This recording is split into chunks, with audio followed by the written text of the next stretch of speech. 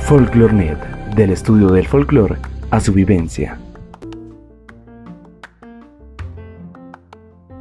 Nosotros nos tocó constituirnos en corporación por ley, pero anteriormente, desde el año 1958 que se crea el Grupo de Danzas Folclóricas de Armero, aparece con el nombre de Arte y Ritmo. Fue el primer nombre que tuvo la escuela Danzas Folclóricas de Armero.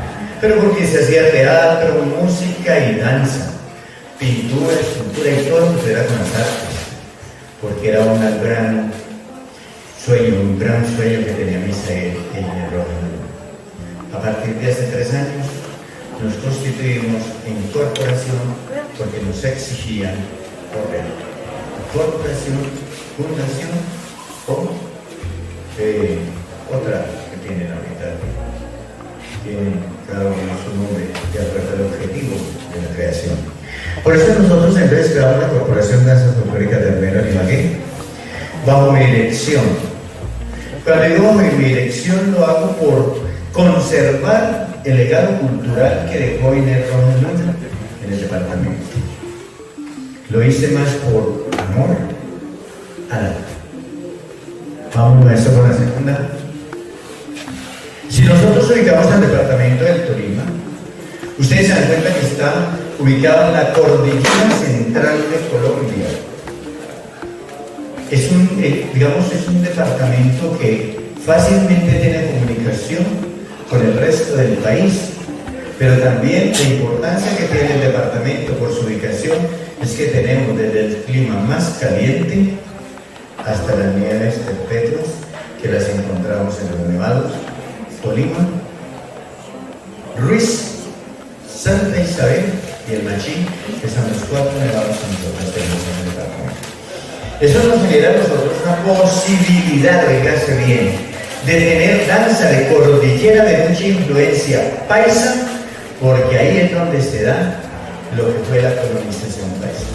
Hay municipios jóvenes de 150 años comparado con Ibagué, que acaba de cumplir 457 años de su fundación. Entonces miremos que nosotros no podemos hablar solamente de los calentanos, de todos aquellos habitantes y municipios que quedan a la orilla del río Magdalena, una de las principales fuentes de desarrollo que tuvo Colombia, no solamente el departamento, sino que tenemos que hablar también de una zona cafetera productiva que existe allí, donde la influencia es totalmente distinta, donde se come arepa todo el día, frijoles y mazamorra. Yo soy de esa cultura, porque yo soy nacido en Casabianca hace 5.000 años, pero ¿qué pasa? Lo primero que nosotros tenemos que plantear es que el movimiento danzario que se haya dado en cualquier parte del país, no existen registros para uno decir, no, es que esto se ha revelado. Así simplemente compartimos lo que nosotros denominamos saberes del común. Entonces vamos a hacerlo. Vamos a hacerlo. Ustedes aquí ven unas fotos muy antiguas. ¿Cómo me gustaría la posibilidad de que abriéramos la foto número 1 de arriba? Resulta que hay 2 fotos que son supremamente viejas. No, antes, maestro. La primera foto, esta de acá, ahí está bien. Es la llegada del tren a la ciudad de Ibagué y data del año de 1921, siglo XX. Si ustedes alcanzan a mirar, ahí encuentran ustedes elementos de lectura que nos dan la importancia que nosotros teníamos en esa época con el vestuario. Si ustedes son buenos observadores, recuerden que las cámaras fotográficas registraban los colores fuertes en tonos claros, los tonos oscuros en negro. Yo me voy a atrever a hacer una diablura aquí. Les voy a señalar una vieja que está dando la espalda cuando llegó el tren, no alcanzo, pero mírenla donde ustedes ven un color o clarito, le ven los encajes perfectamente, las cintas y los pasacintas. Pero también una cosa importante que tiene un chat. Dicen que Ibagué hace 100 años era supremamente frío, porque no había ese desarrollo tremendo que tenemos hoy. Es el primer medio hablemos, no de comunicación, pero sí de transporte que llegó a una capital. Grábense entonces en su mente cómo serían los municipios donde todo se desarrollaba a lomo de mula o de bueyes. ¿Cómo sería la llegada o cómo sería la idiosincrasia de esa gente que yo creo que nunca conocieron los periódicos?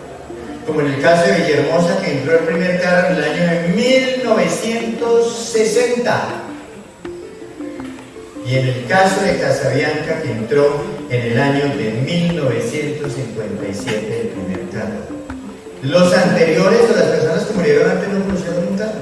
Entonces ustedes miran en la primera filmina, allá esa donde está esa señora y tiene un sombrero puesto, ¿sí? Y ese sombrero tiene también una cinta negra, porque decían que todas esas señoras tenían que lucir por clima esa situación. Pero aquí tenemos otra que nos da la espalda y tiene dos trenzas puestas y nos muestran un traje más oscuro. Y les voy a aclarar dos cosas. Es mentira que en el departamento del Tolima la mujer soltera utilizara la trenza a la derecha y la casada a la izquierda. La solterona, ¿dónde la tenía? Pregunto. Otra cosa que pregunto.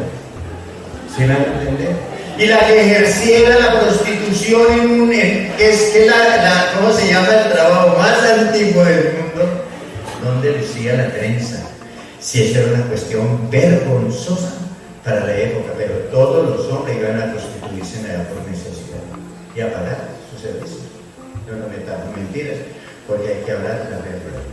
Sobre todo a todos estos niños jóvenes que nacen y viven en unas moles de cemento, con toda la tecnología habida y por haber. ¿Usted cree que esas viejas tenían tecnología para llegar y escribirle al celular, oiga, lo espero a tales horas a la noche? Jamás. Entonces, miremos la segunda. A esto podemos mover la otra. Por eso es que no me gusta este sistema, pero tenía que hacerlo. Y si me la deja bajita, mucho mejor. Esta de acá, esa. Claro, ¿ven que ahí se alcanza? Esta en el departamento del Tolima es un ícono, que es la Plaza de Bolívar de Ibagué, donde la gente recogía el agua.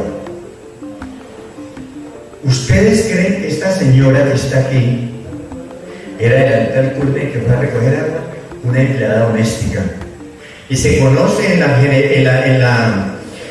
fotografía general, se le ve perfectamente el delantal que tiene. ¿Dónde tiene esa señora la trenza?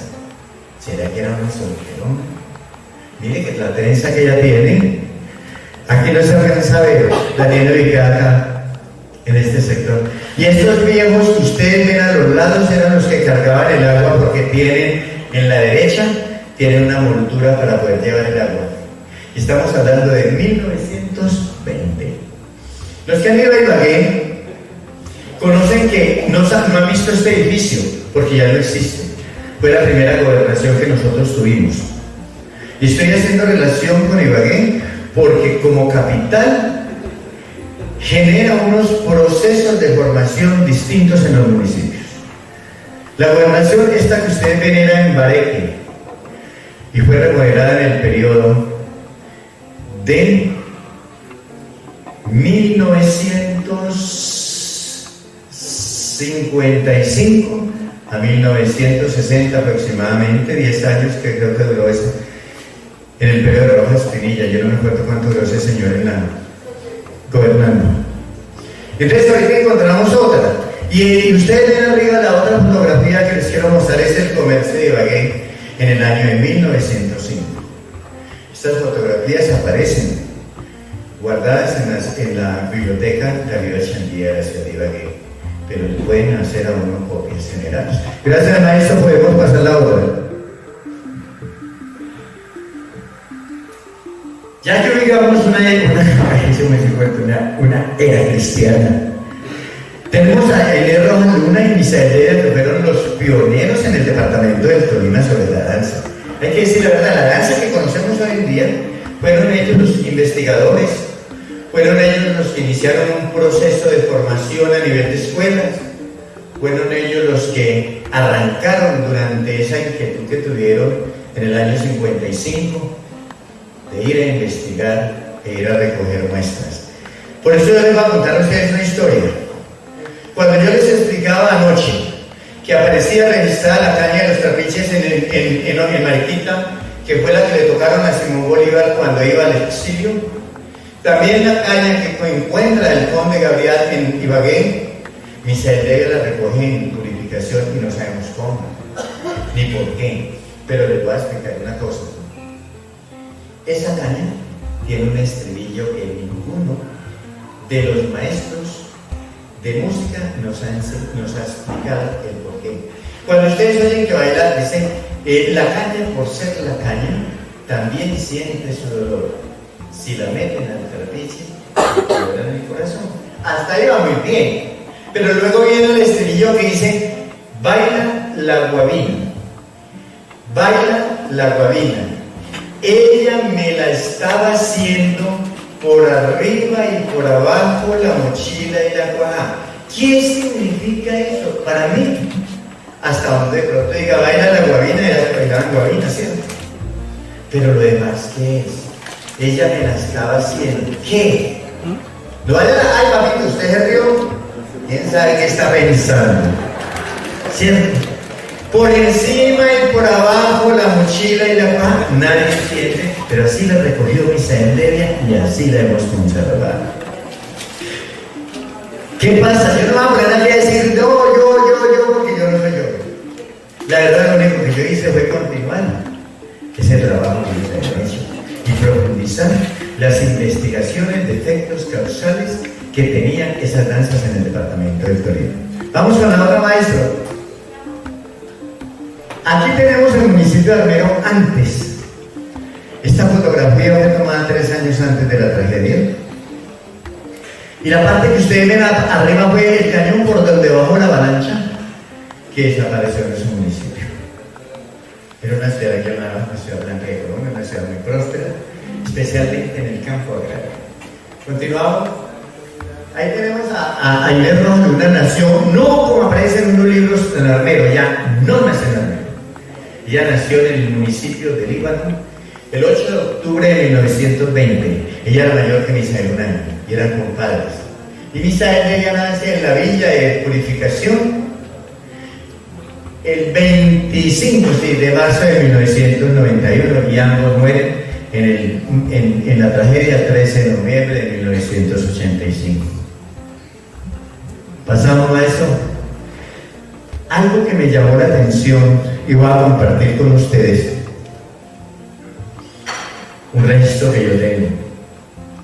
Y dicen que el primer ballet popular que existió en Colombia se llamó, lo dirigió Inés Rojas Luna, que aparece registrado en unos periódicos de Manizales. Y aparece toda una lectura de ella y yo de pronto me encontré en un archivo X o Y esto y me pareció gracia compartirlo con ustedes. Eso fue en el año de 1953 que le tocó a ella dirigir eso. Jamás a ella le gustó la palabra ballet porque ella siempre decía, el ballet tiene unas técnicas específicas muy complicadas. Y eso es cierto. Exceptuando de pronto los jóvenes que les da la bisagra donde más puede, pues está bien, y al maestro que le ha tocado, que lo ha hecho toda la vida. Pero que Gildardo Aguirre a la de 70 y pico de años, que no les voy a decir cuántos, quiera hacer ballet, yo creo que ya sería muy berraco. Me desbarato ahí y me tienen que recoger. De eso estoy completamente seguro. Entonces, pero la gente hoy en día se aplica en unas técnicas totalmente diferentes de lo que explicaba el maestro Sandino y lo que han explicado los compañeros que me antecedieron, pero no. Las personas de la época, yo no creo en un campesino parado a punta de pie bailando un fandanguillo criollo, ni una pobre vieja parada bailando un sanjuanero, o entre otras cosas que era acoplado. Dicen que el bambuco antiguo era acoplado en el norte del Tolima. Yo no creo en una pobre vieja haciendo un estiramiento para que todo el mundo se burlara de ella en la época. Estamos hablando de la época. Yo la estoy situando en la época. Entonces, a mí me encanta cuando el maestro dice: hay que aplicar técnica, hay que hacer. Nosotros los bailarines de danza folclórica hacemos técnica y enseñamos técnica sin ir a trabajar el ballet clásico, porque, pues voy a contarles una historia, es un chisme. Hace como un año fui como jurado a un municipio del Tolima y me llamó mucho la atención niños como los que el maestro Aguirre dirige, tratando de hacer una postura de ballet, ¿cierto? Que yo, como digo eso, no sé nada. Y eran niños de un pueblo, que fue un maestro de Ibagué a enseñarles una danza y le pareció mucha gracia tratar de hacer espunta cuando nunca les había aplicado siquiera una técnica frente a las cosas. Eso tenemos que tener mucho cuidado. Yo siempre he dicho: zapatero a su zapato. Aquí nosotros vemos, esto sí es una historia completa, pero para que me vamos a recordar cosas tristes. Allí tenemos a Inés Rojas Luna, Vicente Acosta, Gildardo Gutiérrez, el que está ahí parado haciendo, no crean ustedes, y María Antonia. María Antonia es una excelente bailarina que tuvo el grupo Armero. Eso fue en Polímeros Colombianos, creo que en el año 71, en Medellín. Aquí tenemos un grupo que también ustedes conocen. Ahí tenemos varias personas importantes para nosotros. Este que ustedes ven aquí que ha colocado la misa del Deber, y el de bigote de lado era el hermano Alirio, porque ellos fueron 4 hermanos y todos fueron artistas: Alirio, Milciades, Juvenal y Misael. Misael lo dirigió, y el primer conjunto musical que existió en el Tolima se denominó Los Pescadores, dirigido por Misael. Los demás no. Aquí ustedes van a mirar, está bien maestro que hubiera avanzado, los distintos modelos y trajes que han pasado a través de la historia. Estamos hablando de la historia del grupo Armero, no lo anterior ya lo vimos en las Filminas.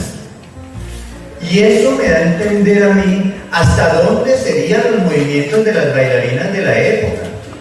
Si las faldas no eran faldas supremamente anchas como las que lo conocemos hoy en día, que entre otras cosas estamos muy tristes algunos, porque el traje que tenemos hoy, que fue el lanzamiento del Festival Folclórico, son trajes de influencia totalmente mexicana, porque es el grupo de México el que ha estado yendo a unos talleres a Ibagué.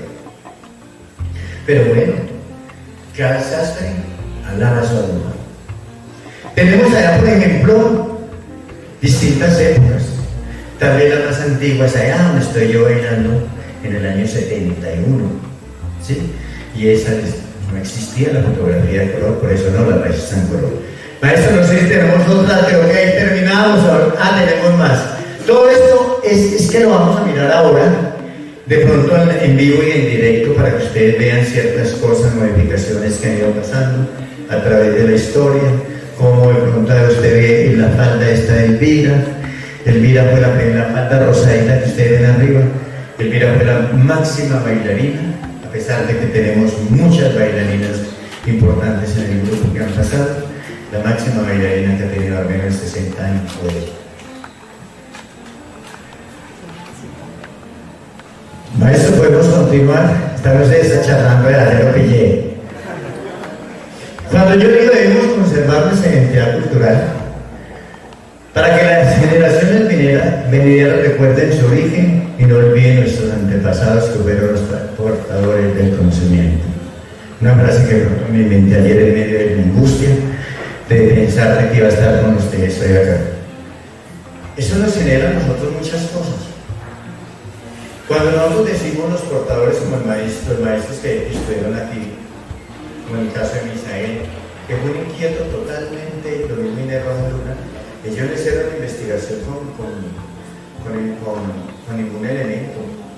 El único elemento era escribir, no tenía ningún elemento más, ni siquiera una verdad grabadora había en esa época. En el año 55 yo no conocía una grabadora en la red, la verdad sea dicha, en el departamento del Tolima. En el departamento del Tolima tenemos, escúchenme bien, 4 elementos fundamentales de la ritmoplastia que conocemos. El rajaleño, muy bailado supuestamente según la investigación que genera Misael Levia, el mismo Chepe Chacón, hablemos así de Blanca Álvarez lo registra también, Inés Rojas Luna, Helio Fabio González, y acaba de salir un libro, creo que hace como en noviembre salió un libro de Cesario Rocha Castilla. Los rajaleñeros existieron desde el momento de la llegada de los españoles que los sometieron para que les llevaran la enjuemada de leña para hacer de comer a Raimundo y todo el mundo. Luego nos habla de la caña que registraron, como les dije yo ayer, don Simón Bolívar, que veáis que la bailó en Mariquita, según dice Gabriel García Márquez. No me lo crean porque yo no vi bailar a Simón Bolívar. Todavía no había nacido en esa época. Y luego cuando habla el conde Gabriel de la famosa caña de los trapiches que le cantan supuestamente en la ciudad de Tolima. Entonces tenemos rajaleña y caña ya digamos como con un registro específico dentro del departamento. Viene el bambuco. El bambuco ya, el maestro ya, ¿para qué me va a poner yo a hablar de bambuco aquí cuando todo el mundo Fausto habló de bambuco? El maestro me imagino que ayer nos hablaba de cómo el bambuco por dispersión se baila en toda la región andina, cada uno con una modalidad, y en el Tolima le dieron una berraca modalidad de acelerar la música a toda carrera y le llamaron bambuco fiesta. No sé, y se conoce con el nombre de bambuco fiestero, un sandero en el espinal, un espinal 1, un atagaimuno, un ojo al toro, que son muy famosos entre otras cosas, y hay uno que se llama ahorita el tolimense y el calentano, que están desde las últimas producciones que hizo Tititi Aragón, que el nombre de él como compositor es Tititi Aragón, pero el nombre de él es Luis Enrique Aragón. Entonces hemos tenido como a través de, y luego tenemos el famoso sanjuanero, que nos habla de Inés Rojas Luna de una mezcla del rajaleña, de la caña y del bambuco antiguo que se bailaba en el norte, acoplado entre otras cosas en las modalidades del bambuco antiguo eran el capituzé, el arandito y el fandango. Eran 3 modalidades que tenían acopladas. Y se bailaba a través de el ritmo de bambuco que dicen que se conoce anteriormente como bambuco negro. Cuando a mí me dice una persona, a mí me enseñó a bailar, porque esa es una de las estrategias de la mayoría de los coreógrafos, a mí me enseñó a bailar una viejita que tenía 90 años. Pues si la viejita de 90 años bailaba así, así lo aprendió, porque todos nosotros en la medida que nos envejecemos, perdemos movimiento. Mi madre tiene 99 años, los cumple el 10 de julio, ahorita. Y usted la ve y dice, imposible que esta vieja tenga estos años. Tiene una memoria prodigiosa. Y si usted le dice, párese a bailar, no lo hace, pero le explica. Porque anda con un caminador que le compramos para que no se caiga y se desbarate como una porcelana. De eso estoy completamente seguro. Pero tiene una habilidad. Pero le cuenta a usted que las danzas no existían, como tales, ahora no existían. Existían bailes a los cuales ellas iban, y cada una bailaba a su manera. Y ahí dice que habían viejos que hacían cosas como para agraciar a la muchacha, ¿cierto? Pero como ese baile que nosotros conocemos, coreografiado, determinado, no existía. Y tiene que haber una razón, tiene que haber un porqué. Porque si a usted lo invitaba una muchacha, un amigo a bailar, no es como ahora que le hacen, venga. Y digo, una vez arranca la muchacha, ahí se lo restregan un rato y ni sabe con quién bailó. Dicen que anteriormente había un protocolo para poderla sacar a bailar. Y tenía que tener mucho juicio. ¿Quién la estaba acompañando? El novio. Hoy en día puede que la acompañe un mozo. En esa época no. Porque era obligación, según la religión católica, que la mujer llegara virgen al matrimonio. Hoy en día es difícil encontrar. Si yo le digo a la niña, ¿qué le estoy diciendo? Que viene para la fiesta. Pero si llego y hay un protocolo de bailamos en América, dice que si estaba acompañada con el papá, tenía que pedirle permiso al papá. Y si estaba con el novio, como no se cogían siquiera la mano, pues usted no sabe si era el novio. Entonces, simplemente ella lo miraba, si le permitía bailar, allá puede ser. Eso nos cuentan a nosotros las antiguas, las viejas. Ellas dicen, es que ahorita esta modernidad es muy distinta. Y tienen toda la razón. Nosotros tenemos un conflicto tremendo en el departamento del Tolima porque plantea que cuando Mircea Garavito compuso San Pedro del Espinal era una rumba. Y aparece registrada, entre otras cosas, como rumba criolla. Ese movimiento que se tuvo en el departamento del Tolima, y creo que casi en toda Colombia, en la región andina, ¿no? Nace con el nombre de rumba porque vino un cubano a trabajar al conservatorio. Es que el conservatorio del Tolima nace en el año de 1900, escuchen, 1906. Alberto Castilla crea una escuela de música, eso no nació como conservatorio, sino como escuela. Y un cubano que llega, lo escucha y le digo, eso es rumba. Pero no porque nosotros tengamos, digamos, es que este es un movimiento rumba, no. Eso fue porque él le dijo, le bautizó lo que el maestro Mircea Garavito le presentó, lo bautizó rumba. Y ahí aparece entonces ya el nombre de en el departamento. Como Mircea Garavito nació en el Fresno, Tolima, él allí tenía, él era Mircea Garavito Junter, porque él era como ascendencia de un pendejo que llegó por ahí también hasta Razo. Pero entonces él empezó a crear cosas.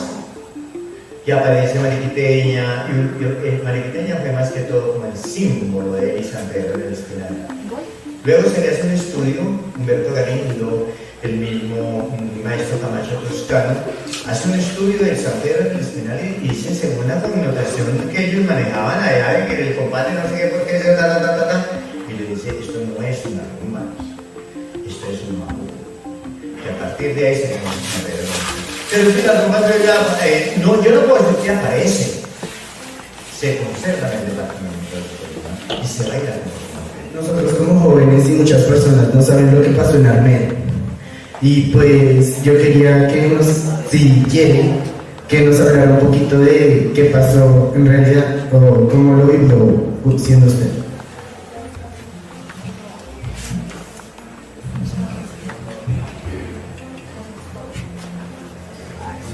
La verdad que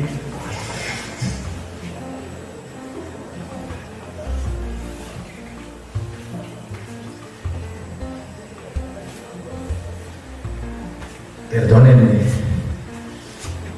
pero es complicado para mí hablar de eso. Sería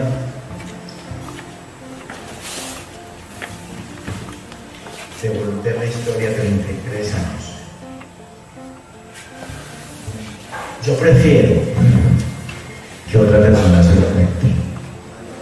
Con el perdón, papito, el que me merece. Esta es.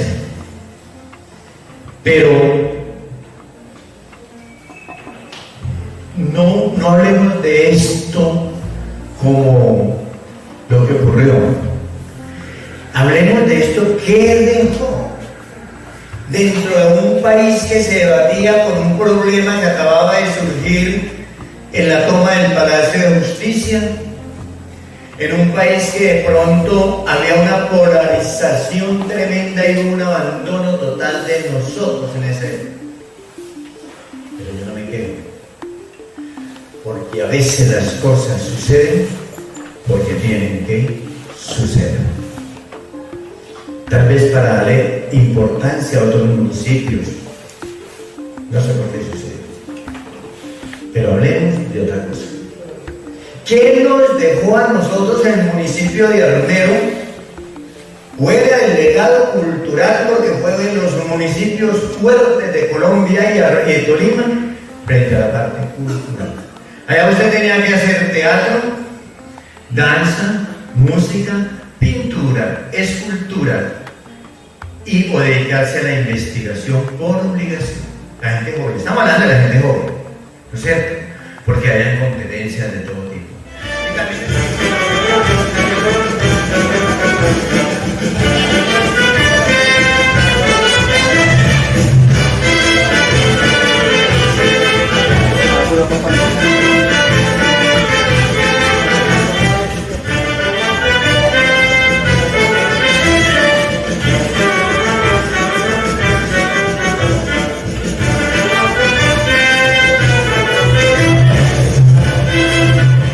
Ahorita vamos a mirar otra vez el mismo San Manero, pero ya lo que llamaron proyección y una tergiversación, y lo copiaron como decimos nosotros, dice que para una reina de belleza, y eso es lo que leemos en este momento en el departamento de Tolima. Los grupos folclóricos lo hacen.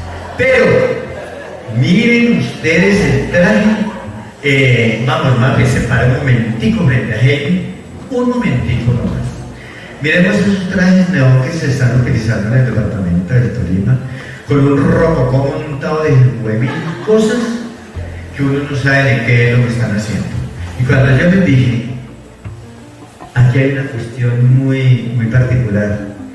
El traje está revuelto, el traje que tiene Heidi, y ahorita les explico por qué. Pero vamos a interpretar de esa manera para que nos divertamos. ¿Cómo se tergiversaron las cosas en este momento?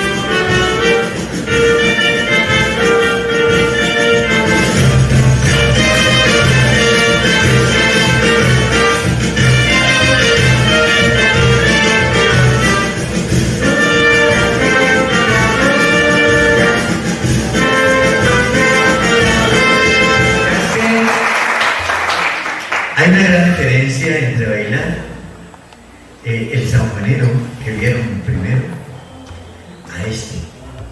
Pues yo entiendo que las reinas tendrán que darle belleza, además que las festividades que nacieron en el departamento del Tolima para el 59 no tenían reina, los primeros folclores no llevaron reinas.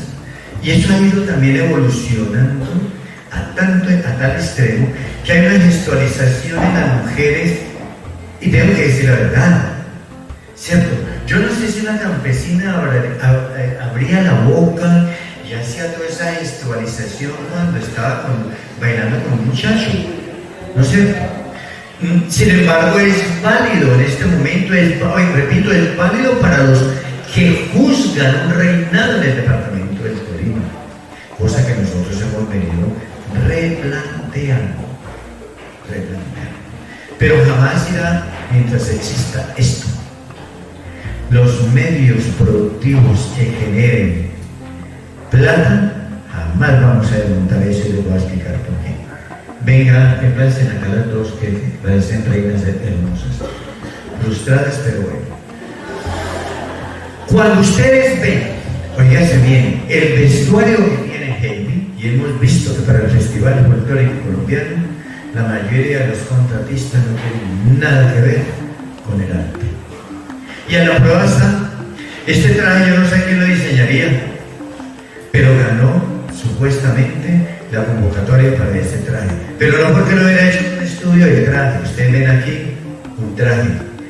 Cuando llego rococó es porque tiene montado esta partecita, forma parte de los trajes tradicionales antiguos de nosotros, que decían que eran ensalaza, pula, pancho, coleta, dactón incluso.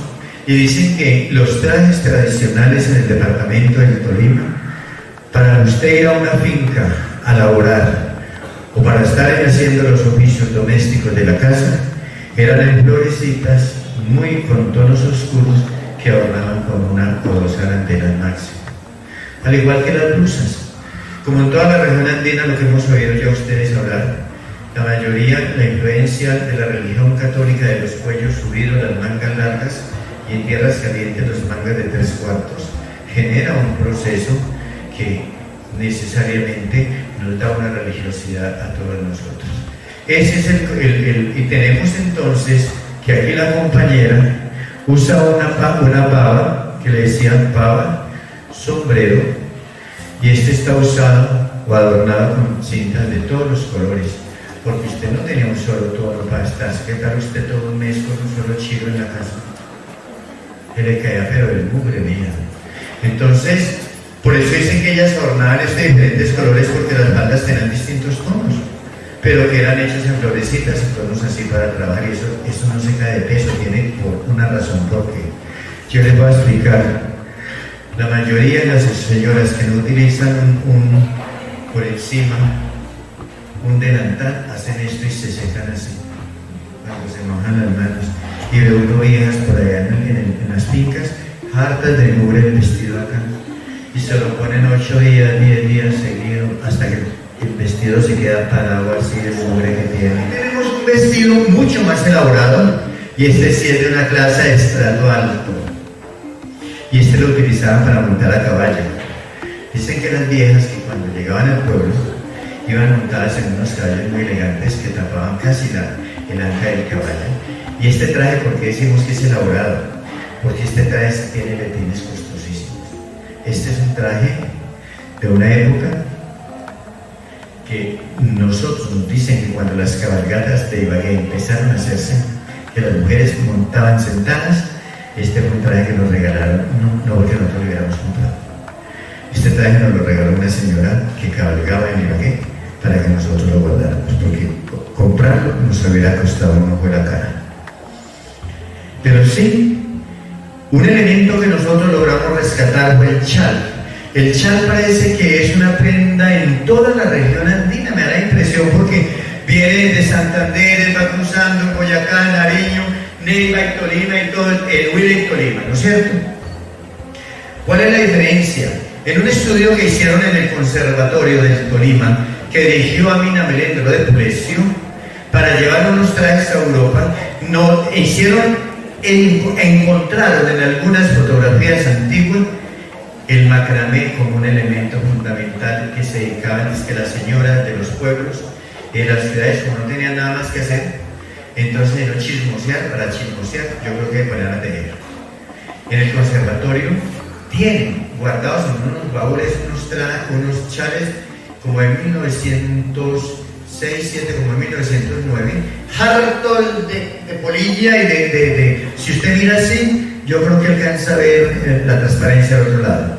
Ya comidos de la polilla, pero no los dejan sacar. Pero sí le digan a usted que miremos que todos los chales tenían, cada familia parece que tenía una puntada específica, según nos plantearon a nosotros, y eran en colores fuertes. Esto tenía una razón de ser, no solamente por belleza, sino que como no existían los repelentes ni aquello para echarse usted para que no la picaran los zancudos, entonces que esto era un elemento fundamental para ellas taparse y cubrirse para el frío también en las tierras frías.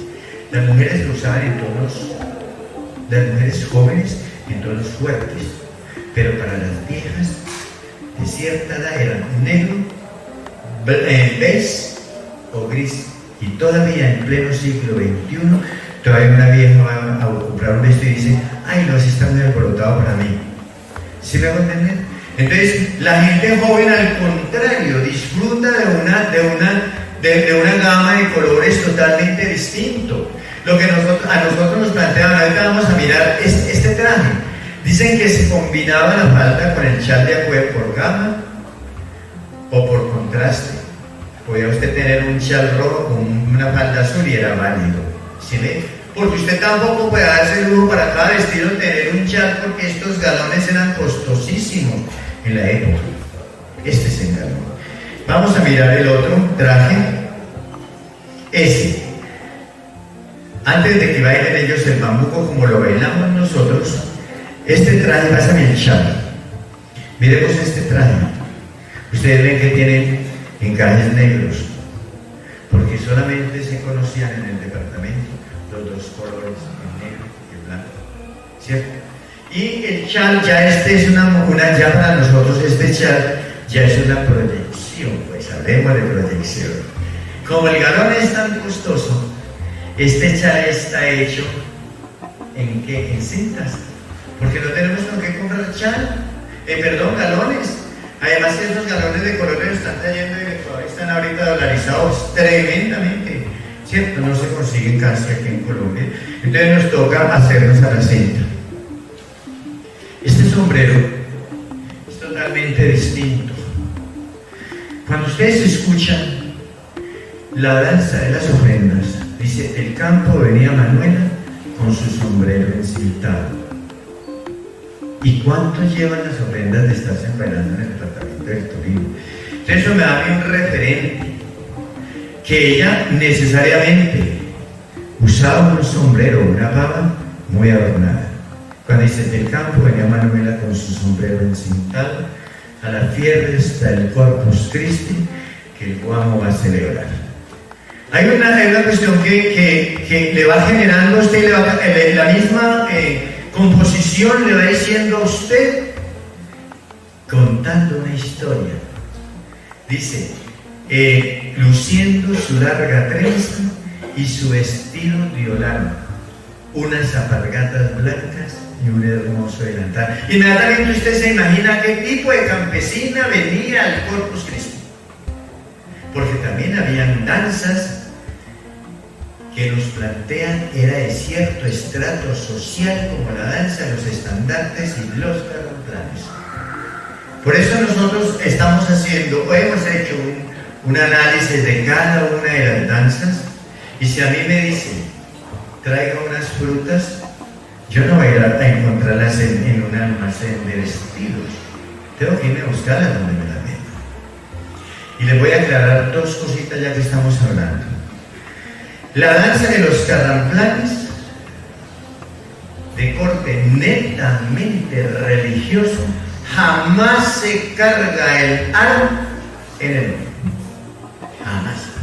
Y les voy a explicar por qué. Si yo voy a ofrecerle a una persona algo, hago esto. Me hago esto. Cada cosa tiene una razón de ser y le voy a decir por qué. Las danzas de tipo del laboreo, todas, la mayoría llevamos elementos acá. El hombro, cargamos elementos en el hombro. Pero cuando yo voy a adorar a Dios, tengo que llevar una actitud totalmente distinta. Esa danza no se cargará en el hombro, pero dentro de la original no aparece. Tampoco es cierto, y lo voy a aclarar aquí, porque en un concurso de danza es que muchas veces la gente juzga porque ha aprendido otras cosas. Jamás es cierto que en el departamento del Tolima se hayan usado alpargates amarillos o de colores, porque no existían. El alpargate ha sido blanco en la mayoría de la región andina. Nosotros entonces vamos a mirar dos cosas. Tenemos el traje, porque antes de que bailen el bambuco que nosotros tenemos un traje que nosotros denominamos en el departamento del Tolima el traje de gala. Cuando él hace esto con el poncho o ruana que nosotros llamamos, está hablando cómo lo cargaba el vaquero de tierra caliente. Porque cuando él lanzaba y enganchaba al toro, dice que lo tallaba acá, lo sostenía para que no se le hiciera una talladura con este nudo. Tiene una funcionalidad. Pero en la tierra fría tiene una funcionalidad también diferente. Se pone el poncho completo cuando van a ir a trabajar, y para taparse del frío se cubren con una ruana de estas. Pese a que en las tierras frías es una forma para ellos trabajar, se utiliza la mulera y la ruana, pero yo no voy a ir a coger café con una ruana. Las cosas tienen un porqué de ser, ¿cierto? Cuando Fausto ayer habló decía que el rabo de gallo eran unos trapos que tenían las abuelitas guardadas y que no eran así en puntas sino cuadrados. Eso era una pañoleta. La pañoleta está registrada en el departamento del Tolima exclusivamente para las mujeres. No sé por qué, pero sí dice en el libro que plantea un viaje por el Tolima de Leo Fabio González, nos plantea el rabo de gallo como una tela especial que se vendía en la época. Dice que tenía como una especie de cola de gallos de distintos colores y tenía un porqué también de ser. Esta marcadita roja la implantamos nosotros a partir de la llegada del satín, porque Villa era lindo. Pero en una ciudad o un pueblo de corte conservador, usted se ponía esto y al otro día amanecía con hormigas tieso y parejo. O viceversa, en un pueblo de corte liberal, cuando se dio la famosa guerra entre los liberales y conservadores a partir del 49, con la muerte de Gaitán, usted en un pueblo liberal jamás podía ponerse, estamos hablando del departamento del Tolima, ya que se genera un proceso cuando se firma el pacto de Benidorm que aparece en el Frente Nacional, ya cada uno podía hacer vestir como quisiera. Entonces a manejar ese lenguaje, por eso decimos, mire, es que a través de la historia, ¿quién iba a bailar en esa época? Ahorita les digo por qué nació el Festival Folclórico Colombiano. Si todo el mundo estaba de miedo, guardándose desde temprano en sus casas para que no llegara la guerrilla y lo mataran. O cuántos tuvieron que amanecer debajo de las matas del cafetal y ver pasar a todos esos hijuemadres con alpargate o cotiza. Y era amarrada hasta acá porque no había las botas plásticas en esa época. Tengo a manejar el lenguaje del corte de franela. Era porque llegaban con un machete y una verdad, le botaban la cabeza a usted y iba dentro del corte de franela. O cuando le hacían a usted el famoso corte denominado el corbatín, que era quitarle el pene con testículos y ponérselo acá y ahí quedaba el tipo. O cuando llamaban el sahar, que era pegarle 40, 50 machetazos a un tipo ahí en el piso de la noche. Todo eso se vivió. Y esos lenguajes los aprendimos. Y entonces en el departamento del Tolima nosotros hablamos de una cronología que ha venido transformando las sociedades y el mismo sentir de los pueblos. Por ende, necesariamente su cultura cambia también. Si algunos se acuerdan, cuando estamos hablando ya de épocas modernas, Alecumá, creo que fue para el año 2000, ¿no? Que se dio Alecumá, que fue un programa que dirigió Isadora de Norga, tengo que decir, que fue la última señora que dirigió Colcultura, porque ahí aparece el Ministerio de Teléfono. Cuando se dio al ECUMAN, nos cambiaron también ciertas cosas porque nos mandaron a estudiar con dos cubanos, el uno se llamaba Manuel Micler y el otro Rogelio Furero. Y entonces nos dijeron, es que esa danza tan larga está pasada a recoger. Ustedes tienen que ser competitivos, como decimos nosotros, que amo la danza tradicional. Yo me considero también dentro de eso, porque yo fui también ganador de recoger. Y recorremos el país y nos mandaron a presentarse, y que levante aquí, que haga esto, y que se arrodilla, y que está el esgrima danzario, y que esto es que el contrapunto, mal llamado ahora que dice la gente, es estática. Hagamos un estático, se paran ahí para otro baile, así como vienen de procesión. Pero lo más triste no es eso. Ahí apareció una deformación de la danza nuestra. Y digo no solamente del Tolima, sino de muchas regiones del país. Porque aprendí a hacer una cosa llamada las puestas en escena. Y eran las puestas en escena, era que venga fulano, que entraba, que el borracho, que no sé qué, que el cura ya te bendecía y que... Pero a la hora de las fueron bonitas. Para ese momento histórico. Y ahorita ahí nosotros hablar, y ahorita se habla en el departamento del Tolima de las puestas en escena, de los montajes coreográficos. Ya nadie quiere bailar una danza, sino que escuchan, por ejemplo, a la subienda de onda va mi... Yo no sé, a mí qué me importa. Dice, a la subienda de onda va mi morena, con el congol al hombro y la Magdalena. Entonces a alguien se le ofrece poner una muchacha con un congol, una danza de investigación de Pedrito Picapiedra, montada en no sé qué, y bueno, oigan, miremos. Entonces estas son las famosas puestas en escena, y es válido como espectáculo bonito, a mí me gusta. ¿Yo por qué voy a criticar el trabajo de otro? Si ese es su sentir danza. ¿Yo por qué voy a decir, no, es el montaje coreográfico? Y a propósito, la danza, la siembra, no es una danza. La siembra es un montaje coreográfico.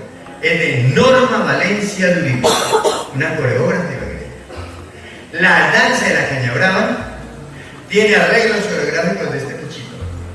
La Caña Brava es de Mercio Hurtado de Pulicio. Y cuando ustedes bailan, que eso lo vamos a proyectar ahora, la danza de la cuadrilla, no se llama las cuadrillas, es de investigación de Pepita Pérez, que está aquí, con música de Gildardo Aguirre y composición de Gildardo. Entonces miremos dos cosas que sí ha trascendido la danza en el departamento del Tolima, pero ha habido modificaciones, ha habido cambios. Mire, mamita, páseme esa, hágame el favor de esa falda rosada, la otra esa y esas tres faldas. Que ahorita les digo por qué esa vez la tengo en el centro. Si usted mira, las primeras danzas de nosotros eran así. Estamos hablando del grupo armero. ¿Qué vuelo tiene esta falda? Para yo levantar arriba de la cintura. Tiene modelo. No es el mismo modelo de las tres arandelas abajo. Los peinados, venga para acá, esa peineta floristería, venga para acá. Esta está decente, ¿cierto? Yo no la uso así, me hizo ponerla. Sí, yo leí para que miráramos ahorita. Esta está decente comparada con las floristerías que le montan ahora la gente hasta aquí. Resulta que había en el norte del Tolima había unos peinados llamados, cada uno le tenía nombre. Pero el peinado que más odiaban las mujeres era uno, estoy sudando las manos de miedo, créanme lo que sí. El peinado que más odiaban las viejas era uno que llamaban el canasto, porque les hacían una hijo de madre trenza, desde aquí se las envolvían así hasta llegar acá. Pero ¿sabe cuándo era ese peinado? Cuando tenían piojos como un berraco. Porque dicen que les untaban ¿Cuál nopión? ¿Cuál no sé qué? ¿Cuál Cruz Azul? Dice que les juntaban una cosa que se llamaba jabón de tierra encima de la trencita para matarle los piojos, y las niñas se emberracaban por eso, y con toda la razón, porque imagínense uno como con un canasto metido aquí como querían de feas. Pero también hubo un peinado que nos hablaron que llamaba peineta sobre peineta, pero era muy elegante, no lo que hicieron en Ibagué, que hicieron una exageración de unas peinetas así grandes. Ya, así.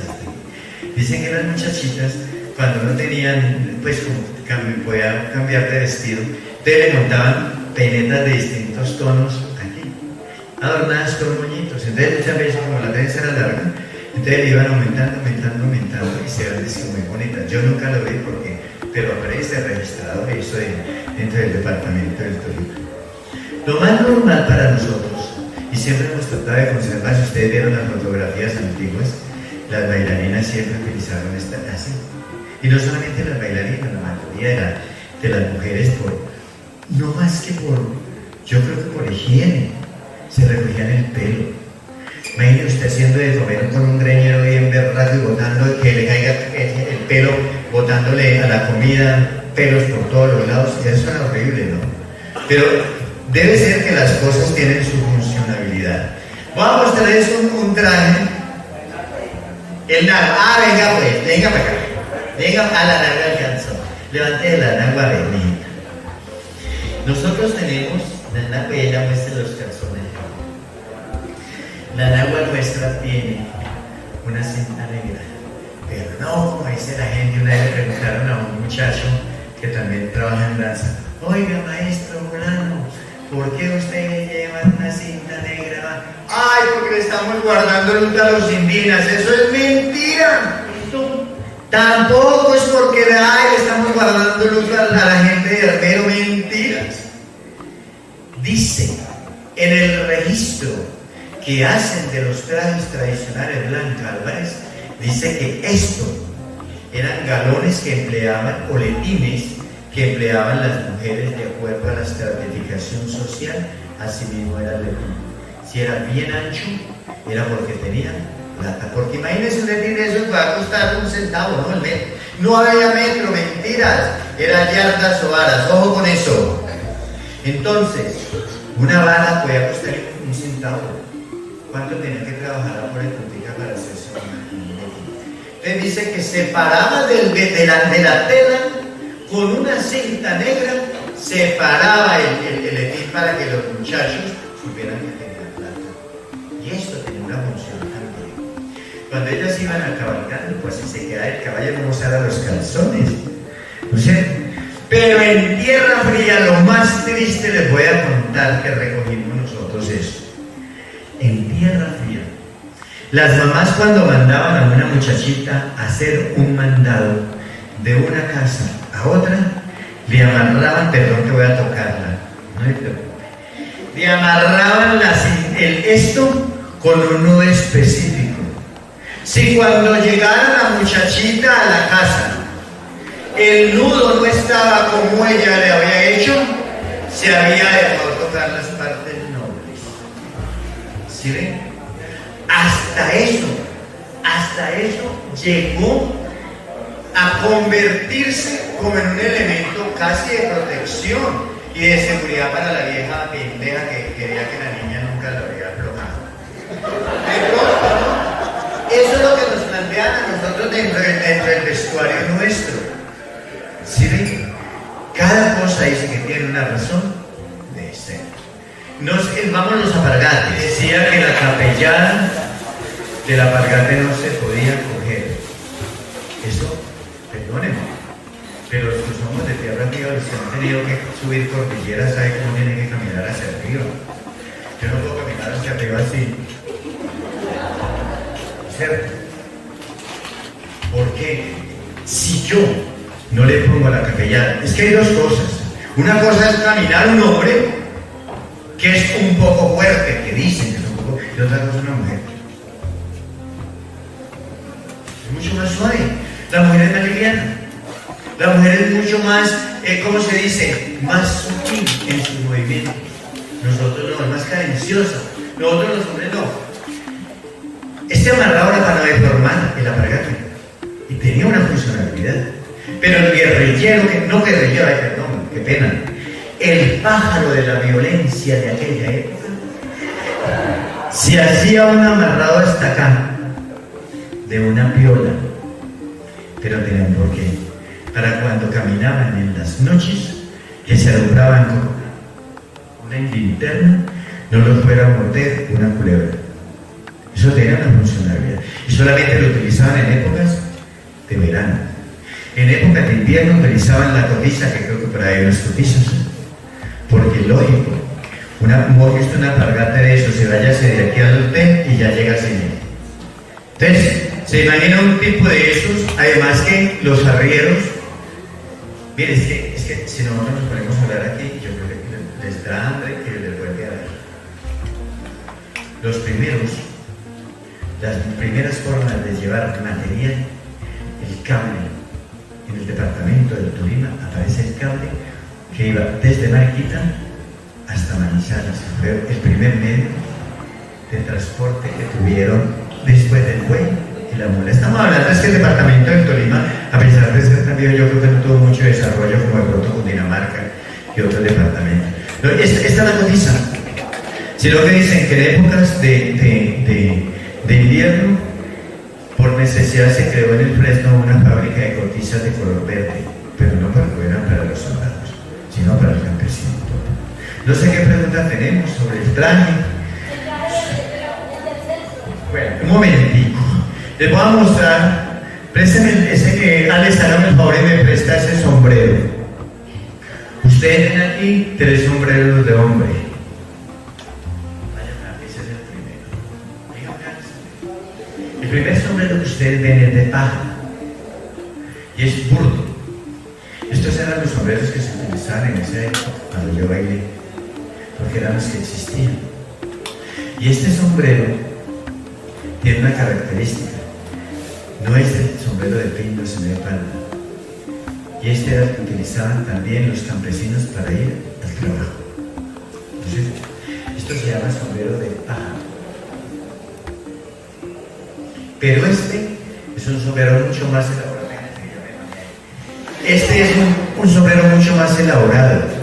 Y este es el famoso sombrero de pindo, con D, no pingo, con D.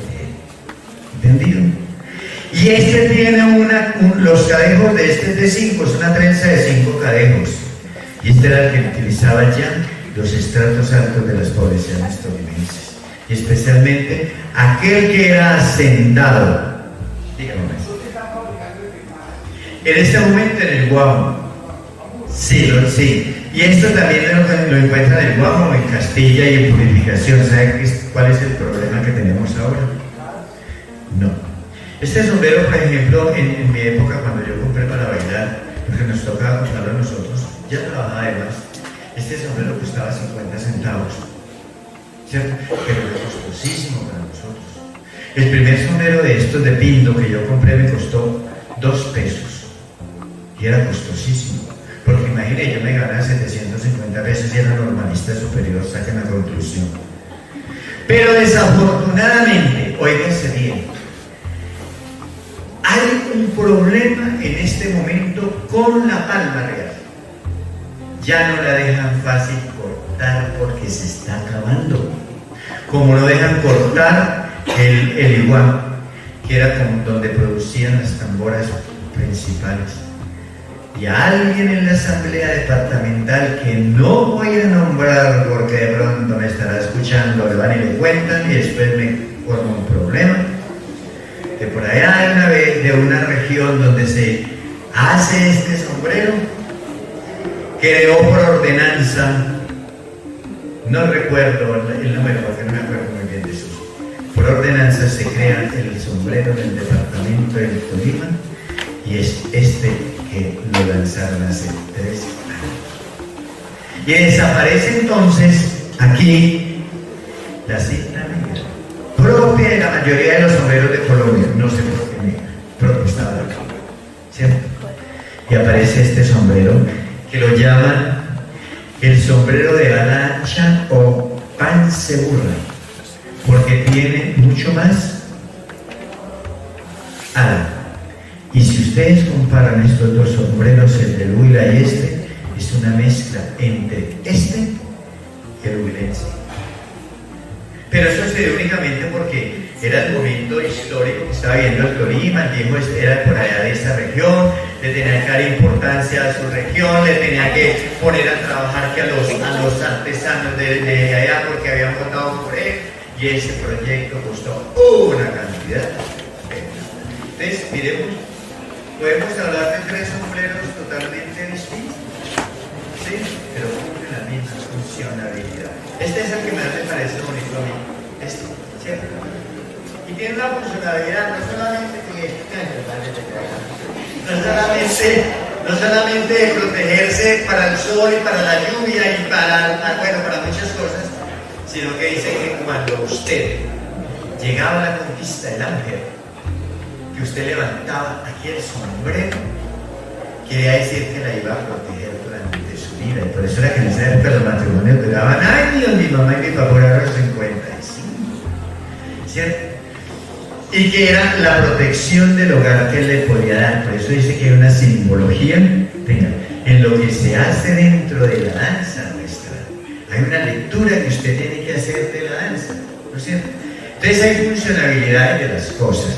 De pronto alguien decía que el chal lo tendían para ciertas cosas, de pronto como para hacer, como para motelear en el campo, ¿no? Sí.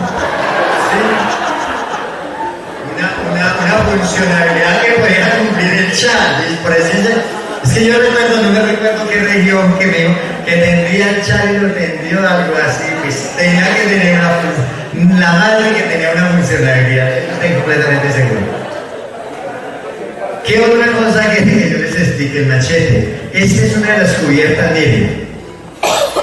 Esta cubierta se llama chaparraluna, es lo más costoso que tenemos en el departamento del Tolima. Esto es como un trofeo para el bailarín, pero la tiene que comprar él. Las demás son amarillas. Lo normal es amarilla. Pero la cubierta negra es exclusivamente tejida y hecha en chaparral. Y vale un platal, creo que vale como 30.000 pesos nada. La sola cubierta vale como 30.000 pesos. Esta mochila que ustedes ven acá tejida en el departamento del Tolima, usada para varias cosas. Para guardar ahí, dicen que los campesinos les gustaba guardar tabaco porque de acuerdo a los tabacos que se fumaran de un lugar a otro, así mismo mediana distancia, 3 tabacos, 2 tabacos, 5 tabacos. Entonces guardaban los tabacos acá y guardaban además ciertos elementos como cabullas, aguja, diarrea, y eran los elementos que ellos guardaban acá. Ustedes dicen, ¿por qué ese pantalón tiene 2 tiritas en la región, en la parte de atrás? ¿Cierto? Resulta que dicen que los sastres, porque nosotros no teníamos sastres, dicen, quítese eso para yo no tocar el culo ahí, hermano, porque dicen que los sastres fueron traídos o vinieron de España, que los indígenas nuestros no sabían pues de pronto bolsillar nada de eso. Y en el departamento del Tolima, los primeros sastres que llegaron no sabían hacer el bolsillo que conocemos atrás, no sabían embolsillar. Entonces, además que no habían correas. La correa era simplemente una guasca, un fique, una cabulla que se amarraban, esto, ¿cierto? Y dicen que para que él no se le cayeran los pantalones y pudiera entrar a misa, porque no podía entrar esa pequeña a la misa, era para amarrarse. Esas son las funcionalidades. La camisa que nosotros tenemos no es una camisa con pechera ni con alforje, es alforzada sí, pero nosotros no tenemos ni millaret, como en el caso de Huila que tiene millaret, ni tenemos ningún tipo de adorno más que, esto lo registra Blanca Álvarez de Parra en su libro de trajes tradicionales del departamento del Tolima, que creo que son unos 40 trajes que ella tiene. Y esta es la camisa que ella plantea. Dice que el campesino ni tenía colores fuertes en esa época, ni tenía ningún tipo de adorno. Y ahorita les voy a leer de pronto una cuestioncita, presten esos 2 elementos y se van a dar cuenta que en este momento en Ibagué hay una guerra, la madre, por los trajes tradicionales. Guerra a tal extremo que se insultan en las redes sociales, y yo les voy a leer un artículo que se ve. Pero antes de eso, les voy a dar una reflexión, porque tomé de un libro y no les voy a decir de quién para que no vayan, para que después no tenga yo que pagar derechos de autor. Dice: pervivencia de ritmos, aires y tonadas del departamento del Tolima. Dice: no podemos igualmente salir en defensa del purismo del fenómeno folclórico. Escuchen lo que les voy a decir. Dice: no podemos igualmente salir en defensa del purismo del fenómeno folclórico, ya que tanto los portadores, cultores y directores lo han ido modificando al liritum, a su manera. El folclore es un hecho dinámico y el pueblo crea y recrea las manifestaciones simbólico-expresivas de acuerdo con sus propios patrones estéticos, los cuales están íntimamente relacionados con la realidad que se vive en una región. Yo lo dejo como simplemente una reflexión, pero miremos qué ocurre en este momento en el departamento del Tolima, y me pareció gracia traerlo y les voy a explicar. Este es el nuevo día del día 28 de mayo del 2019, no es tan viejo como ustedes creen.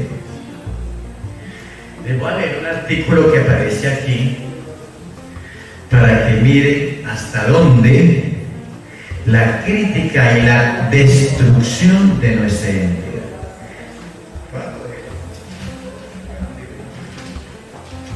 Ojalá que sepa leer. Dice: nuestro ADN cultural, por Héctor Galeano Arbeláez, que acaba de lanzar el libro que se llama Toque de Cacho, cacho refiriéndose al cacho de las vacas o el ganado que se tocaba para llamar a los trabajadores para que vinieran a comer en las fincas, o que se tocaba para avisarle a otra persona y a otra que venía la guerrilla para que se escondieran. Esto lo plantea él. Dice: nos tienen jodido la falta del sentido de pertenencia por el amor a la patria, sus genes y sus tradiciones, elementos que hacen parte de la cultura y la identidad de una región. Las comidas típicas, por ejemplo, en el caso del tamal, que tiende a desaparecer en el departamento del Tolima. Ya no tenemos la masa de maíz, sino masa de arroz. Pero cuando hablamos de folclore, no solamente hablamos de comidas, de música, de danza y otros aspectos. Debemos valorar, divulgar y defender lo nuestro, por respeto a nuestros antepasados y a nuestros ancestros que nos dejaron un legado cultural. Tenemos que tener en cuenta a los artistas que durante años han generado unos procesos de formación en forma empírica, algunos de ellos. Y recordarle a todos los danzantes de Colombia, y especialmente al Tolima, que el traje de fiesta campesino incluye una camisa blanca, ahora sustituida por blusitas estampadas, cuidado, con adornitos de oropel y lentejuelas fosforescentes, como lo imponen algunos folclorísticos innovadores de nuestro departamento. ¿Sigo leyendo?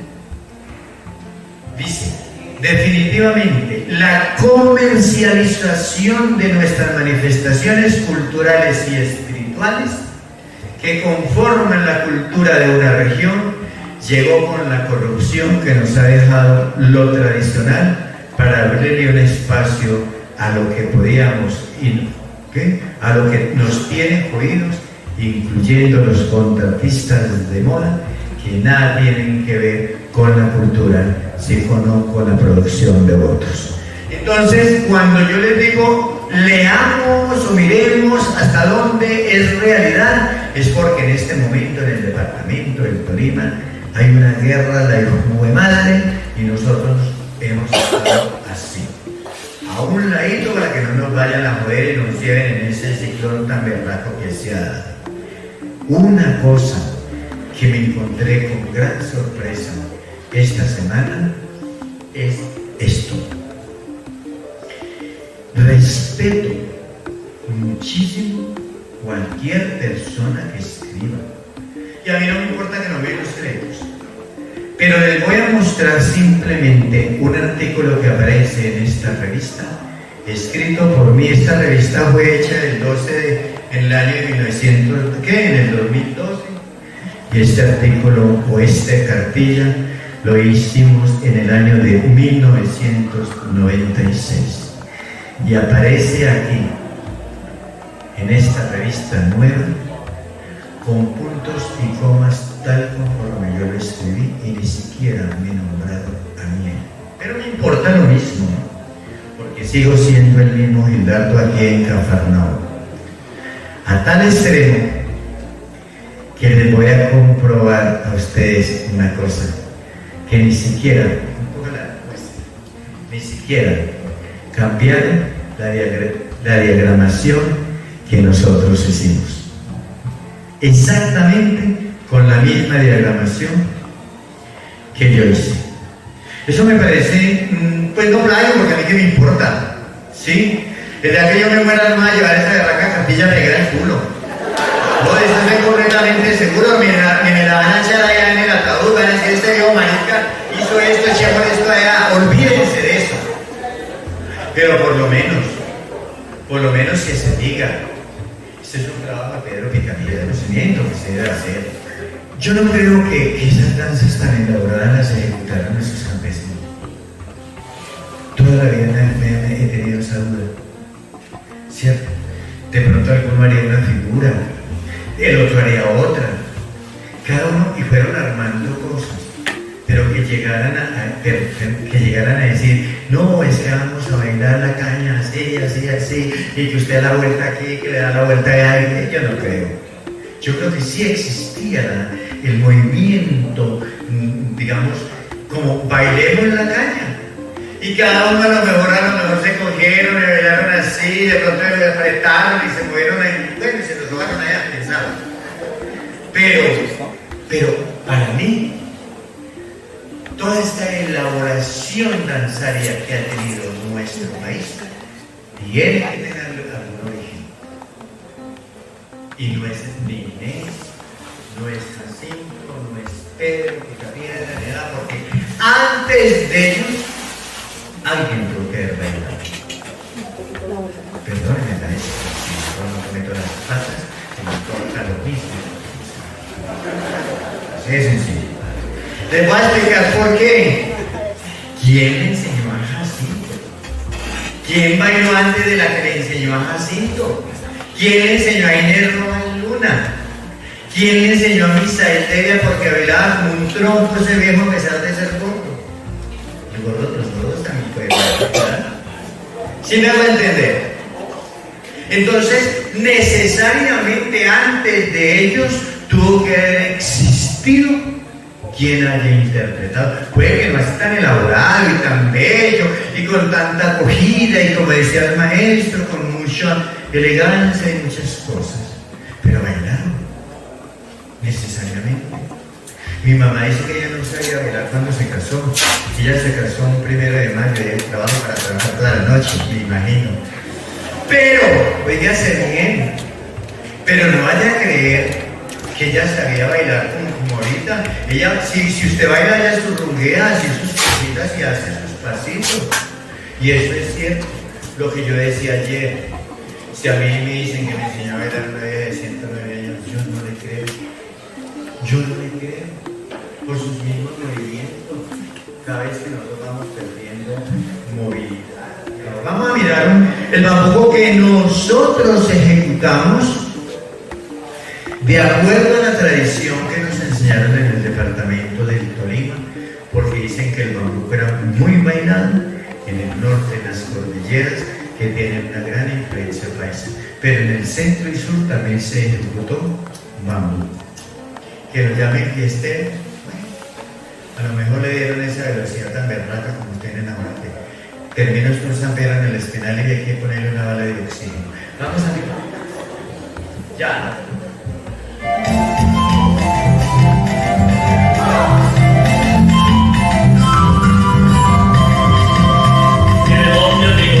Soy del monte Magdalena, se viste de tierra al tiempo. Yo soy indio y español, calentado amigo, soy más señas florimense. De la noche te he visto y un pañuelo, rabo y gallo, el yo sé lo bien. Y soy pobre y soy rico, de eso no hablemos amigo, y en cualquier mesa de cielo. Vengo de tierra caliente.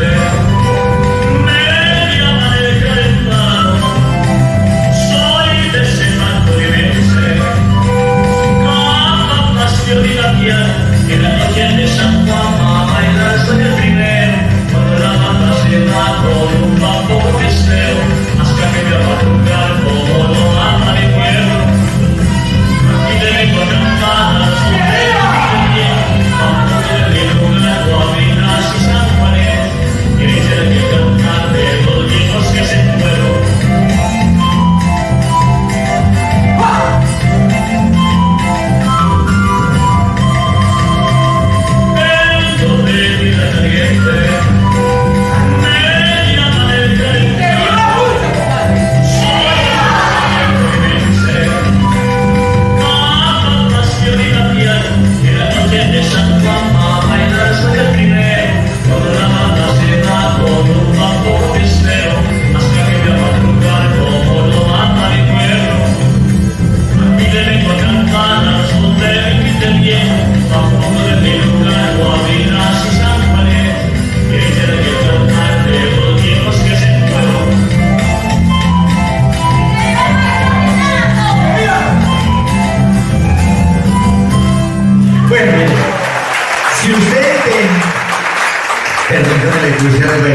Así como tan imprudentemente. Si ustedes ven, es los mismos pasos que hemos visto del mundo, desde el norte hasta el sur. Que hayan variantes, bueno. Que este lo marque así, bueno.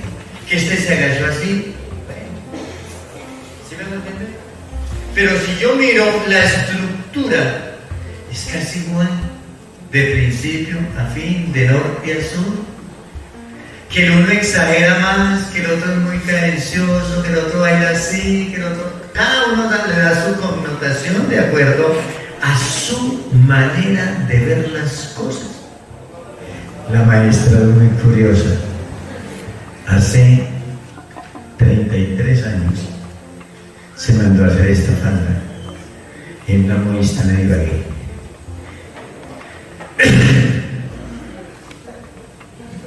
Usted ve que es un modelo totalmente distinto, porque con este modelo íbamos a bailar en Bogotá el 15 de diciembre del 85 en la Universidad Nacional, en un auditorio que creo que llama el Gol de Grey, me parece. Íbamos a bailar bambuco antiguo, Elvira y yo. No trae la blusa porque se deterioró a tal extremo de que usted puede mirar el sol con ella. Es una blusa bordada, pero la salvación.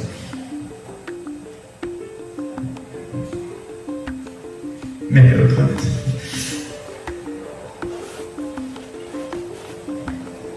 Pero a esto le debo mi salvación esa noche.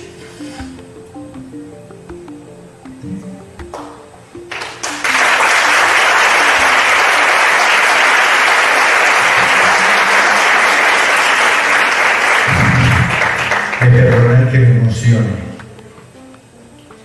pero si pasan 100 años, jamás podré olvidar que a esta falda le debo mi salvación, porque no me la entregaron, porque no la habían terminado. Y a las 5 de la tarde que llamé yo a la señorita ese dije, no han terminado el vestuario, tengo que esperarlo, digo, quédese y se viene mañana temprano. Eso fue el traje de vida. La mejor bailarina, con el respeto que me merece Heidi, Mafe, los compañeros. Venga Heidi, la mejor bailarina que pasó en 60 años por el Grupo Armero, se llamó Elvira Ávila y ahí ya leo muchas cosas de aprendizaje también. Gracias.